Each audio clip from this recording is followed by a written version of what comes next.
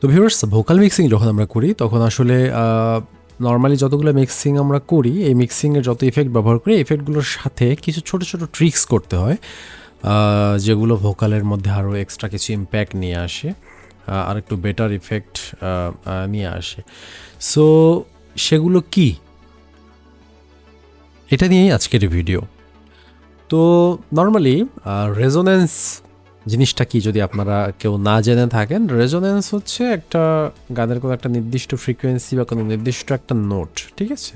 Normally আমরা গানের bad ফ্রিকোয়েন্সিতে যখন ব্যাড ফ্রিকোয়েন্সি কাট করি, আমরা নর্মালি কিন্তু রেজোনেন্স কাট করি, যেটা হয়। কিন্তু দেখা যাচ্ছে যে ক্ষেত্র বিশেষে রেজোনেন্স যেমন কাট করার প্রয়োজন হয়, আবার কিছু ক্ষেত্রে আমাদের রেজোনেন্স কিন্তু বুস্ট করারও প্রয়োজন পড়ে। তো এটা আসলে ডিপেন্ড করে আপনার হচ্ছে প্রজেক্টের উপরে, প্রজেক্টের যে জনরা আছে, কী ধরনের টোন আপনি চাচ্ছেন, সব কিছুর উপরে আলটিমেটলি এই জিনিসগুলো মূলত হচ্ছে ইফেক্ট করে বা এই জিনিসগুলো ডিপেন্ড করে।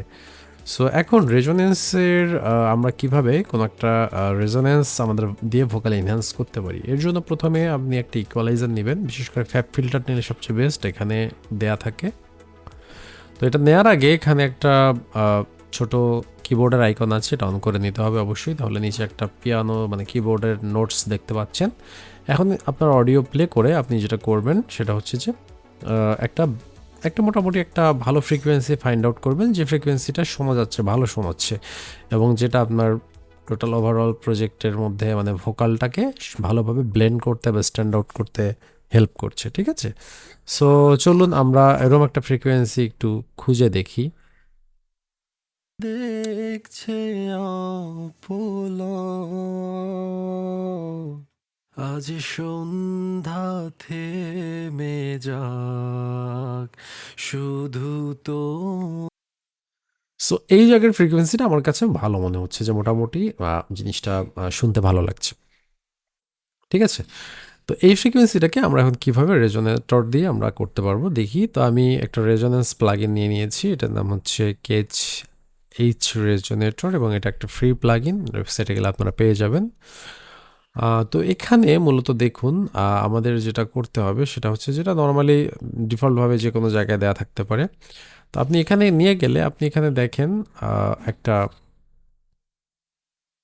এই সেকেন্ড লাইনে যে লেখাটা আছে যে D7 0+02, তাই না? D7+02, D7 মানে কি, এটা হচ্ছে ডি নোটের 7th অক্টেভে আছে। সো এখান থেকে আমাকে D7 সিলেক্ট করে দিতে হবে। সো আমি D7 সিলেক্ট করে দিই, D8-এ আসলো, আচ্ছা 7, D7 সিলেক্ট করে দিয়েছি।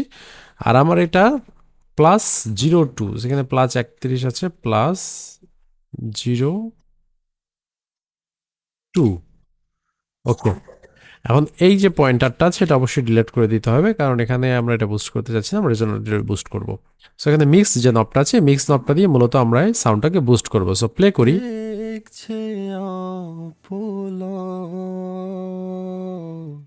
আজ সন্ধ্যা থেমে যাক শুধু তোমাতেই হঠাৎ। তো দেখছেন আমার মিক্স নবটা আমি মোটামুটি এই লেভেলে দেওয়ার পরে এটা অনেকটা ভালো শোনাচ্ছে।